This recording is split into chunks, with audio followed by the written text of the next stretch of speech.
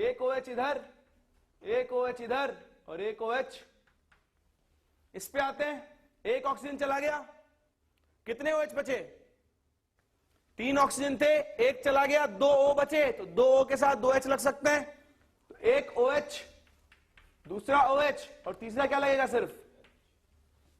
थोड़ा समझ में आता है? यहां पर एक O चला गया, सिर्फ एक O बचा, तो एक OH, 2। कितने एसिडिक हाइड्रोजन है यहां पे? सिर्फ एक, क्योंकि एसिडिक हाइड्रोजन वो होता है जो एक मोर इलेक्ट्रोनेगेटिव एटम से डायरेक्टली अटैच्ड हो। ये हाइड्रोजन तो किससे अटैच्ड है? फास्फोरस से, मतलब ये इनको डोनेट नहीं कर सकता है। तो इसकी बेसिसिटी कितनी हुई? 1। इसकी कितनी हुई? 2। इसकी कितनी हुई?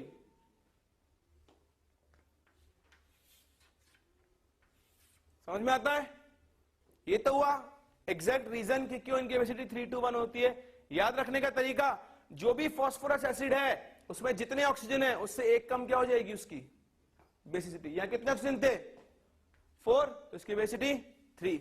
यहां कितने थे? 3, इसकी बेसिसिटी 2। यहां कितने थे? 2, इसकी बेसिसिटी 1। समझ में आता है? जैसे याद रखना चाहो याद रख सकते हो, लेकिन इसको याद रखना बहुत इंपॉर्टेंट है।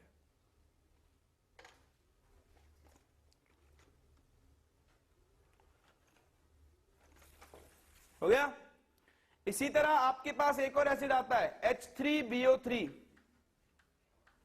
जिसे हम इस तरह लिखते हैं BOH होल थ्राइस।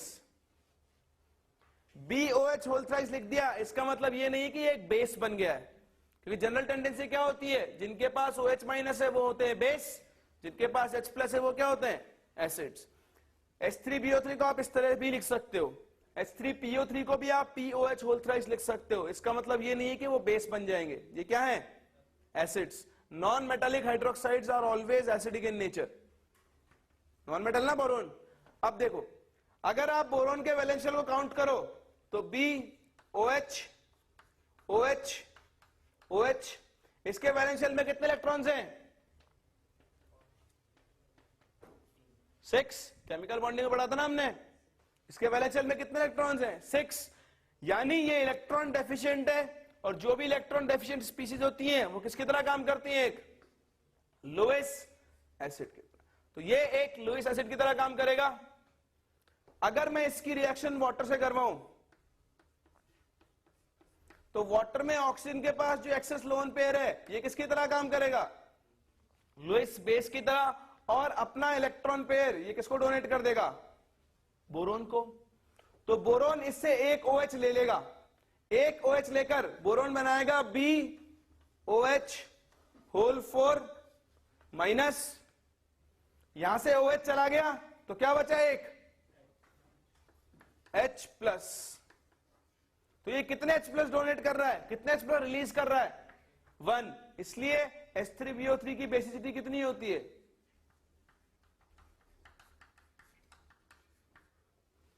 बोला समझ में आता है?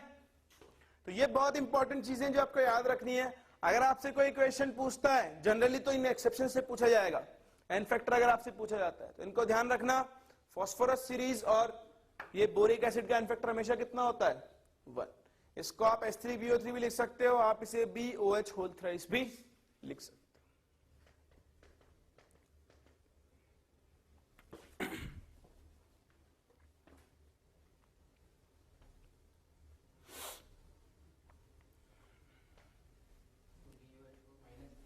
हाँ, BOH whole 4 minus plus H plus. फिर उसके अलावा देखो एसिड्स के अंदर एक लोचा और आता है, तो हम उसे भी डिस्कस करते हैं कि लोचा क्या है। वो एक नोट लिखो 1 लाख रुपए का,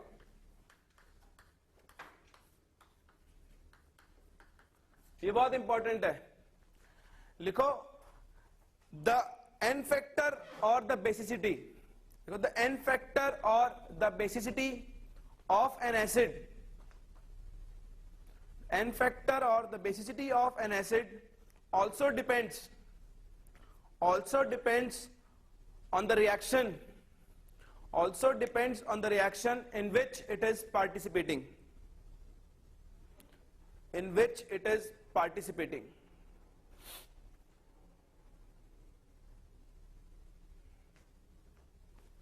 देखो फॉर एग्जांपल ये H2SO4 है, ये सपोज एक बेस NaOH से रिएक्ट कर रहा है,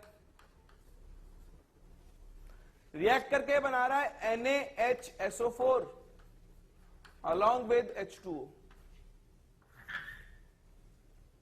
समझ में आता है? और एक रिएक्शन लिख रहा हूं H2SO4 है, ये NaOH से रिएक्ट कर रहा है, रिएक्ट करके बना रहा है Na2SO4 प्लस H2O। ठीक है, बताओ यहां पे H2SO4 का एन फैक्टर कितना होगा?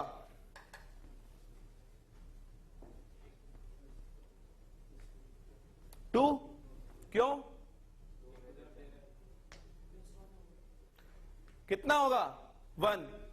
इस H2SO4 ने सिर्फ कितने हाइड्रोजन डोनेट किए हैं भाई? H2SO4 अगर एक हाइड्रोजन डोनेट करे तो वो क्या बनाएगा?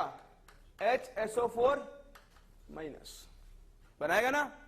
तो यहां पे H2SO4 ने सिर्फ एक ही हाइड्रोजन डोनेट किया है, इसलिए इस रिएक्शन में H2SO4 का एन फैक्टर कितना होगा? यहां H2SO4 ने कितने हाइड्रोजन डोनेट कर दिए हैं? देखो सिर्फ SO4 रह गया, दोनों H गायब हो चुके हैं, यानी यहां पे इसका एन फैक्टर कितना होगा?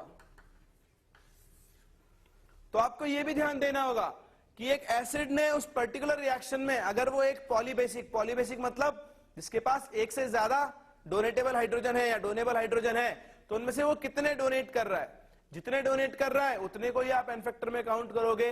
जो उसने डोनेट कर दिए नहीं किए उनको आप एन फैक्टर में काउंट नहीं कर सकते।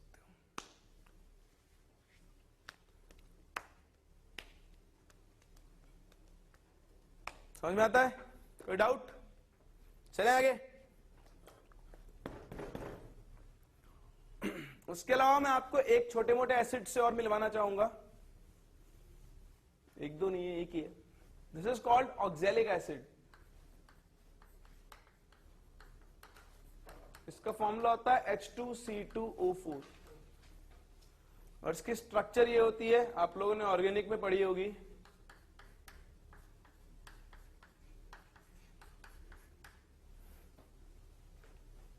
This is your oxalic acid. ये कितने H दे सकता है, इसलिए इसकी बेसिसिटी कितनी होती है? और जब ये दोनों H प्लस दे देता है तो ये एक आयन बनाता है।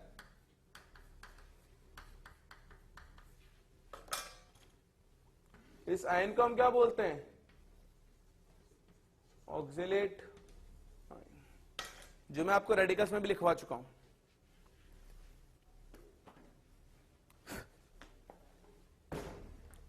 समझ में आता है? तो इस तरह से हम एसिड्स का एन फैक्टर और उनका इक्विवेलेंट मास कैलकुलेट कर सकते हैं। चलो फिर बात करते हैं बेसिस के बारे में।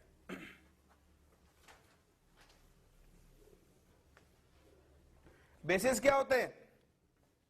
फोर्थ पॉइंट है ना शायद ये।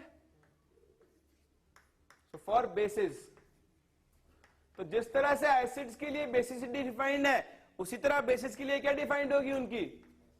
एसिडिटी। और एसिडिटी क्या होती है? Number of OH minus a base can donate, और number of H plus ions it can accept.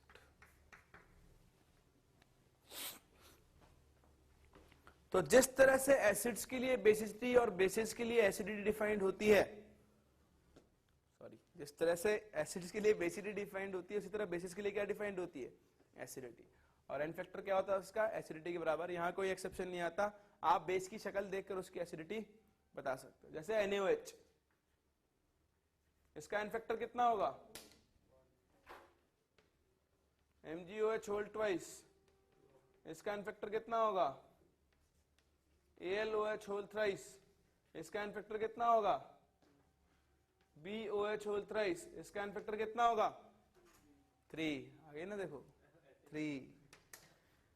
आंख बंद करो और बोलते जाओ। It is not a base, it is an acid. ऐसे होता है। इसलिए ध्यान रखना होता है, बी केयरफुल। समझ में आता है? तो इस तरह से हम एसिड्स और बेसिस के लिए उनका एन फैक्टर कैलकुलेट कर सकते हैं। फिर से यहां पर एक इंपॉर्टेंट बेस आ जाता है which is NH3, ammonia. Ammonia में नाइट्रोजन के पास ऊपर क्या होते हैं? Lone pairs. ठीक है, तो ये एक लुईस बेस की तरह काम करता है।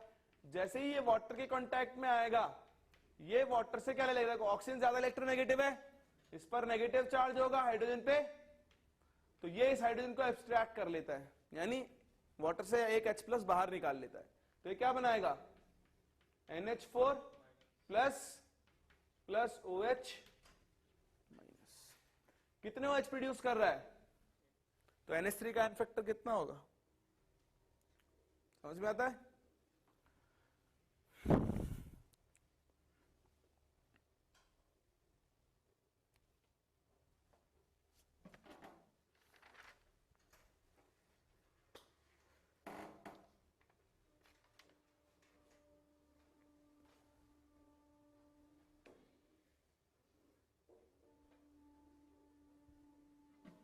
हो गया? नेक्स्ट लिखो, for oxidising and reducing agents. Fifth and the most important, हमें पूरे चैप्टर में डील ही नहीं से करना पड़ेगा।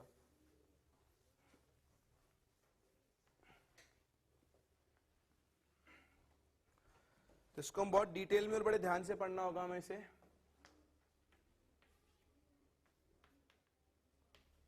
For oxidising and reducing agents. ठीक है, किसी भी ऑक्सीडाइजिंग या रिड्यूसिंग एजेंट के लिए एन फैक्टर होता है total number of electrons exchanged उस पर्टिकुलर रिएक्शन में। इन द रिएक्शन, और लिख दो इसमें, उस पर्टिकुलर रिएक्शन के अंदर उस सब्सटेंस ने कितने इलेक्ट्रॉन्स एक्सचेंज किए हैं, वही क्या होता है उसका एन फैक्टर। हम बहुत बेसिक से स्टार्ट करेंगे और चेक करते चलेंगे कैसे हम एन फैक्टर कैलकुलेट करते हैं। जैसे मैं आपके सामने एक रिएक्शन लिख रहा हूं, Cl2 changes to Cl minus.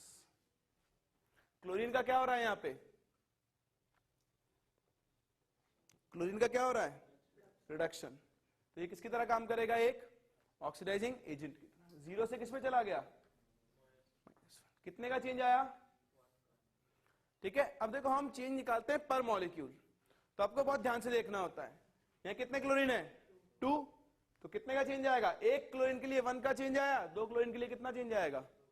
तो लिखेंगे 2 × 1 इक्वल टू, मैं तो आपको सिंपल से ट्रिक बताता हूं, पहले निकाल लो कितने इलेक्ट्रॉन्स एक्सचेंज हो रहे हैं, जितने एटम्स यहां प्रेजेंट है उसके नंबर से मल्टीप्लाई कर दो, आपके पास अपने आ जाएगा टोटल चेंज। जैसे अगर मैं रिएक्शन ऐसे लिख दूं, Cl minus changes to Cl2, इसका एन फैक्टर कितना आएगा? 1। इसका एन फैक्टर 2 नहीं आएगा। एन फैक्टर क्या आएगा? -1 से किसमें गया? चेंज कितना आया? कितने Cl है यहां पे, तो इसका एन फैक्टर भी कितना रहेगा? ये बहुत इंपॉर्टेंट है, ये आपको अच्छी तरह समझ में आना चाहिए। क्लियर? जैसे मैं लिखूं MnO4 minus changes to MnO2, n factor कितना होगा?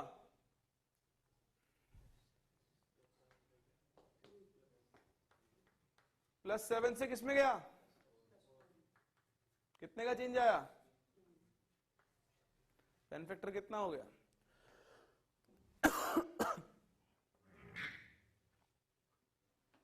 ये तो क्या है? Oxidising agent. जैसे हम कोई रिड्यूसिंग एजेंट लेते हैं,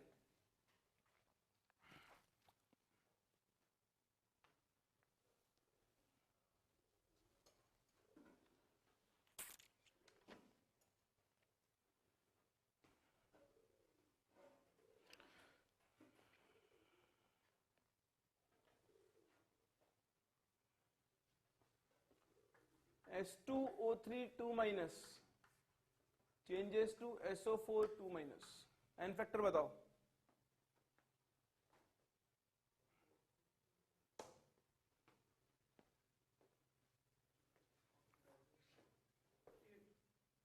very good. N factor is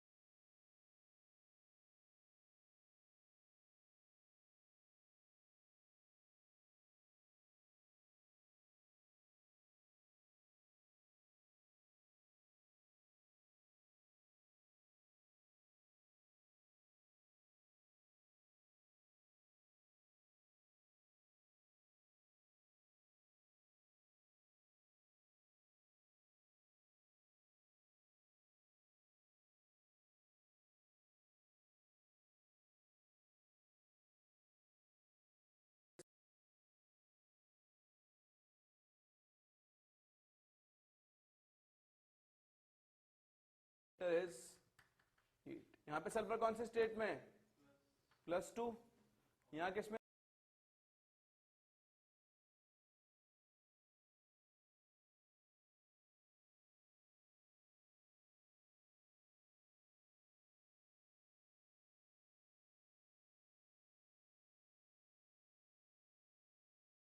आ गया +6. कितने का चेंज आया? चेंज कितना आया? 4. कितने सल्फर है यहाँ? 2. तो 4 × 2 कितना हो गया? 8. बोलो समझ में आता है? चलो इस पे बताओ. S2O3 2- changes to S4O6 2-.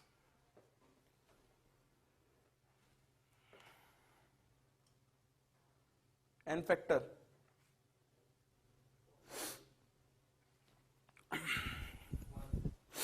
One सबका.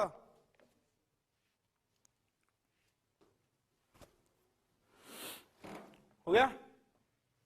कितना है देखो? +2. 2.5. कितने का चेंज आया? 0.5. कितने सल्फर है? तो एन फैक्टर कितना हो गया? समझ में आता है? तो इस तरह से किसी भी ऑक्सीडाइजिंग एजेंट, रिड्यूसिंग एजेंट के लिए हम एन फैक्टर कैलकुलेट कर सकते हैं. कोई डाउट? चलो आगे चलते हैं. अब इसमें बहुत सारे केसेस बनते हैं जिनको हमें देखना होता है, और अलग अलग तरीके से हमें उनको डील करना होता है।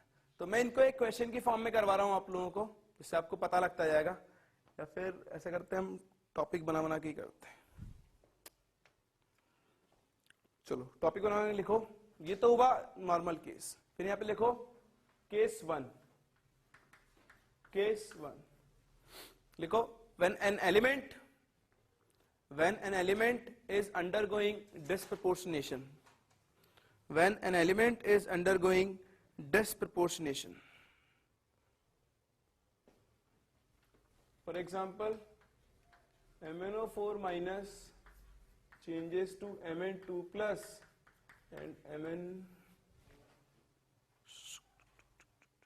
sorry disproportionation ले रहे हैं ना, डिस्प्रोपोर्शनल केस दूसरा लो, Cl2 plus OH minus changes to Cl minus plus ClO3 minus, ठीक है, और H2 तो साथ में आएगा ये आपका। आपको इस रिएक्शन के लिए एन फैक्टर बताना है। तो याद रखना, जब भी डिस्प्रोपोर्शनेशन रिएक्शन आ जाए, ये आपको सबसे पहले क्लिक करना चाहिए। आप इस रिएक्शन को बैलेंस करोगे, आप डायरेक्ट इसका एन फैक्टर कैलकुलेट नहीं करोगे, पहले इस रिएक्शन को बैलेंस करोगे बाय कौन सा मेथड से बैलेंस करते हैं, आयन इलेक्ट्रॉन मेथड। तो सबसे पहला काम यहां पे बैलेंस करो reaction by ion electron method. तो आपका ऑक्सीडेशन हाफ क्या होगा, Cl2 changes to ClO3 minus plus 10 electrons. Reduction half क्या बनेगा, Cl2 plus 2 electrons changes to, दोनों को ऐड कर दो, रिएक्शन क्या बनेगी, 6Cl2 changes to 2Cl minus plus 2ClO3 sorry 10Cl minus plus 2ClO3 minus बनेगा। टोटल इलेक्ट्रॉन्स का चेंज कितना हुआ, 10। ये बैलेंस करने के बाद आप टोटल इलेक्ट्रॉन्स का चेंज निकाल लो कि 10 इलेक्ट्रॉन्स एक्सचेंज हुए। अब हम क्या लिखते हैं, देखो एन फैक्टर निकालेंगे हम पर मोल के लिए। 6 मोल्स के लिए कितने इलेक्ट्रॉन्स चेंज हुए, 10 electrons. So for 1 mole electron change will be 10/6 which will be its n factor. That means n factor कितना आ जाएगा, 5/। ये बहुत इंपॉर्टेंट है। अगर एक डिस्प्रोपोर्शनेशन रिएक्शन है तो पहले आप उसे आयन इलेक्ट्रॉन मेथड से बैलेंस करो और फिर पर मोल के लिए इलेक्ट्रॉन चेंज निकाल लो। 6 मोल्स के लिए 10 इलेक्ट्रॉन्स का चेंज आया है तो 1 मोल के लिए कितना जाएगा, 10/6, और वही क्या होगा उसका एन फैक्टर। यही तरीका है, यही आप यूज करोगे for calculating the n factor of an element undergoing disproportionation reaction. समझ में आता है। फिर लिखो केस 2, केस 2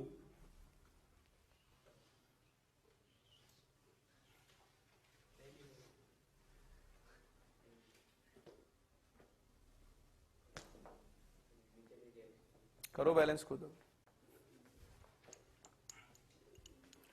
फिर देखो केस 2, केस 2 में लिखो when an element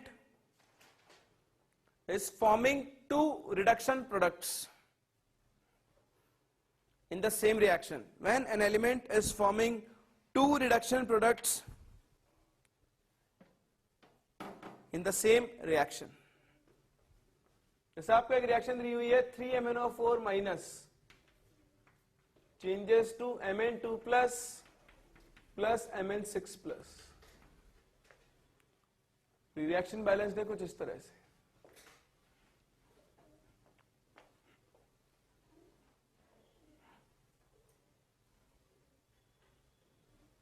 ठीक है, आपको बताना है एन फैक्टर कितना होगा।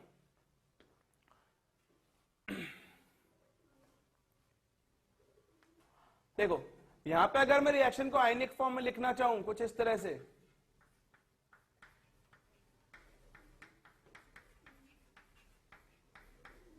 ये कितना Mn +7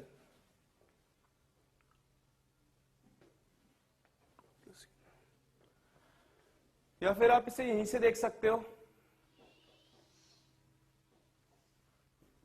देखो यहां पे mn कौन सी स्टेट में है, +7, +7 से +2 कितना चेंज आया, और +7 से +6 कितना चेंज आया, ठीक है। लेकिन कितने मोल +7 से +2 में कन्वर्ट हो रहे हैं, तो टोटल चेंज कितना आएगा, बोलो समझ में आता है ये चीज। ये रिएक्शन में साफ साफ लिखा हुआ है, बाई 3 तो लास्ट में करेंगे, हमें अभी तो टोटल इलेक्ट्रॉन्स का चेंज देखना है। भाई ये +7 से किसमें गया, +2, Mn के कितने मोल बन रहे हैं यहां पे, तो मतलब 3 में से 2 मोल Mn किसमें कन्वर्ट हो रहा है, +2 में, तो कितना इलेक्ट्रॉन चेंज आया, 1 मोल के लिए 5 है तो 2 के लिए कितना आएगा 10, +7 से +6 में कितना मोल कन्वर्ट हो रहा है 1, तो इसके लिए इलेक्ट्रॉन का चेंज कितना आया, तो टोटल इलेक्ट्रॉन चेंज कितना आया 11, तो एन फैक्टर कितना हो जाएगा 11 बाय, क्योंकि इस कंपाउंड के टोटल कितने मोल्स काम में आए। तो ये इंपॉर्टेंट है, आपको ये देखना होता है कि कितना मोल में कन्वर्ट हो रहा है, जितने वाले में कन्वर्ट हो रहा है उससे मल्टीप्लाई करके टोटल इलेक्ट्रॉन्स का एक्सचेंज निकाल दो।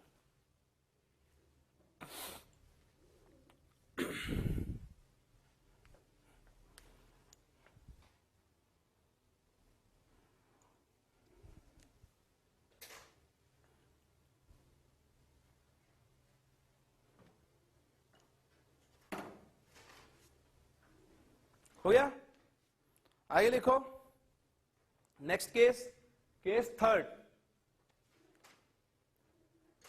when one element is undergoing oxidation,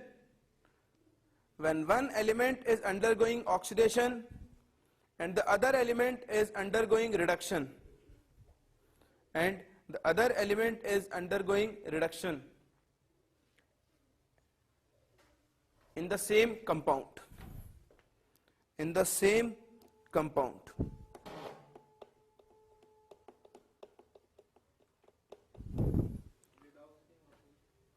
redox ही होगा ना, लेकिन अब एक ही एलिमेंट का ऑक्सीडेशन भी हो रहा है, रिडक्शन भी हो रहा है। देखो मैं आपको केस देता हूं, मतलब एग्जांपल देता हूं इसका एक,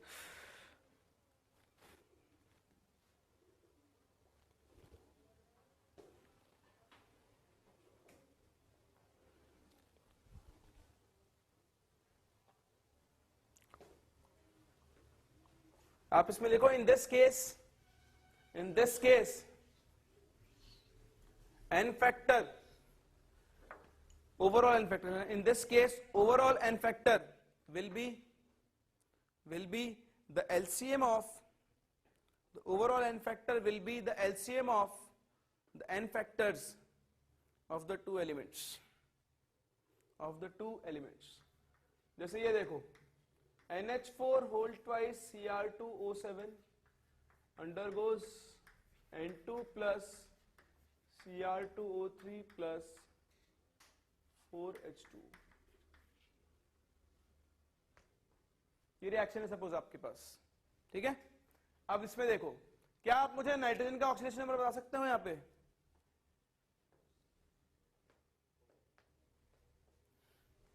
बताओ।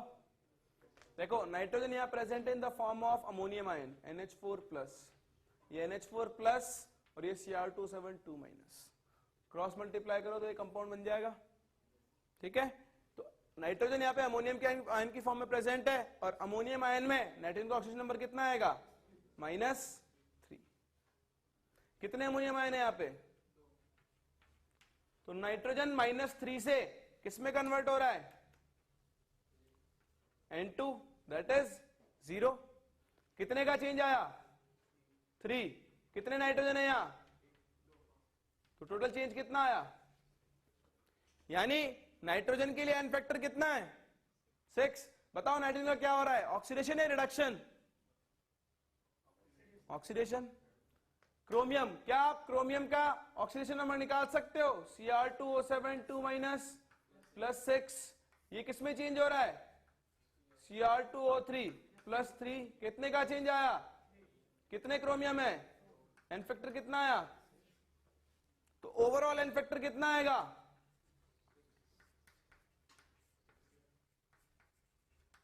LCM of 6 and 6, वो कितना आएगा? समझ में आता है? यानी किसी कंपाउंड में अगर एक एलिमेंट हो रहा है ऑक्सीडाइज और दूसरा क्या हो रहा है? रिड्यूस, तो आप एन फैक्टर ऐसे कैलकुलेट करोगे, आप दोनों के अलग अलग एन फैक्टर निकालोगे और फिर उनका क्या ले लोगे? एलसीएम। समझ में आता है? Last case, case 4। केस 4,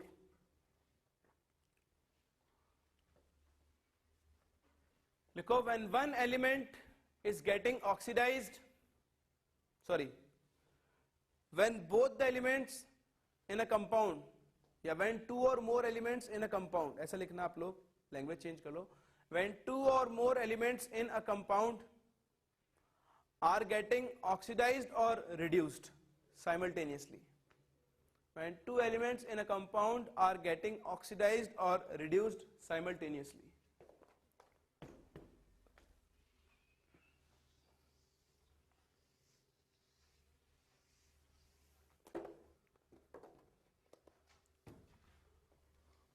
अब क्या हो रहा है? या तो दोनों एलिमेंट ऑक्सीडाइज हो रहे हैं या फिर दोनों एलिमेंट क्या हो रहे हैं? रिड्यूस हो रहे हैं. फॉर एग्जांपल दिस केस,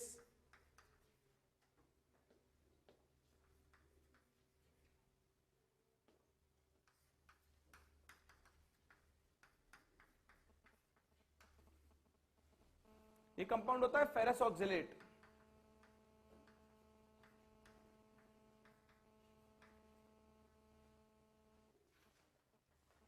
यहां Fe कौन सी स्टेट में? +2. Very good. क्यों? क्योंकि ऑक्सीडेट पे चार्ज कितना होता है? -2. तो दोनों का कोएफिशिएंट 1 है तो इस पे +2, तो इस पे कितना आ जाएगा? -2. Fe किस में गया? +2 से +3 में. कितने का चेंज आया? कार्बन किस में गया? +3 से +4 में. कितने का चेंज आया? कितना आया? 1. लेकिन यहां कितने कार्बन है? तो टोटल चेंज कितना आया? समझ में आता है? In this case n factor will be the sum of n factors of all the elements undergoing the change. कौन कौन चेंज हो रहा है? Fe और कार्बन. Fe का एन फैक्टर 1, कार्बन का n factor 2. Overall n factor कितना आ गया? 3. यानी इस कंपाउंड के लिए एन फैक्टर कितना हो गया? 3.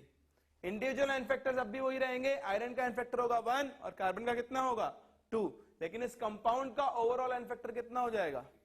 3. समझ में आता है? क्या हम कर सकते हैं? तो इस तरह से हम किसी भी एलिमेंट के लिए एन फैक्टर कैलकुलेट कर सकते हैं और बता सकते हैं कि उस सब्सटेंस का, उस कंपाउंड का, उस एलिमेंट का इक्विवेलेंट मास कितना होगा. हम एक छोटा सा रिव्यू लेते हैं वापस से. हमने सीखा इक्विवेलेंट मास कैलकुलेट करना. इक्विवेलेंट मास क्या होता है? Molar mass upon n factor. N factor हम अलग अलग स्पीशीज के लिए अलग अलग तरह से कैलकुलेट करते हैं. For ions, for salts, for acids, for bases and for oxidising and reducing agents. सबसे इंपॉर्टेंट है ऑक्सीडाइजिंग एंड रिड्यूसिंग एजेंट्स, जिनके अंदर मैंने आपको अलग अलग 4 केसेस करवाए हैं. ठीक है? ये चारों केसेस आपको बहुत ध्यान से देखने हैं. ये आपको भूलने नहीं है. यही आपसे गलतियां करवाएंगे, सबसे बड़ी चीज. ठीक है? तो ये आपको ठीक से कैलकुलेट करना आना चाहिए. कोई दिक्कत? नेक्स्ट लिखो, calculation of number of equivalents. Calculation of number of equivalents. मुझे पता है आप थक गए हो, आप पक गए हो, इसलिए बस एक छोटा सा फॉर्मूला है, ये हमें यूज करना आना चाहिए. बाकी फिर हम लोग नेक्स्ट क्लास करेंगे. तो नंबर ऑफ इक्विवेलेंट्स कह दो या फिर नंबर ऑफ ग्राम इक्विवेलेंट्स कह दो. हमने नंबर ऑफ मोल्स निकालना सीखा है. नंबर ऑफ मोल्स निकालने का फॉर्मूला क्या होता है? Given mass upon molar mass. उसी तरह से नंबर ऑफ इक्विवेलेंट्स का फॉर्मूला क्या होगा? Given mass upon equivalent mass. तो ये सबसे पहला basic formula number of equivalents calculate करने का. Given mass upon equivalent mass. और अभी थोड़ी देर पहले हमने पढ़ा है इक्विवेलेंट मास क्या होता है? Molar mass upon n factor. क्या हम इस वैल्यू को यहां यूज कर सकते हैं? तो जैसे इस वैल्यू को आप यहां पे यूज करोगे, नंबर ऑफ ग्राम इक्विवेलेंट्स या नंबर ऑफ इक्विवेलेंट्स का फॉर्मूला क्या बन जाएगा? Given mass upon molar mass, और जो एन फैक्टर था वो कहां जाएगा? ऊपर। ये given mass upon molar mass क्या बन गया? मोल्स।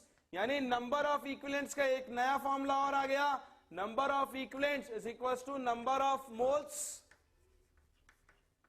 Into n factor.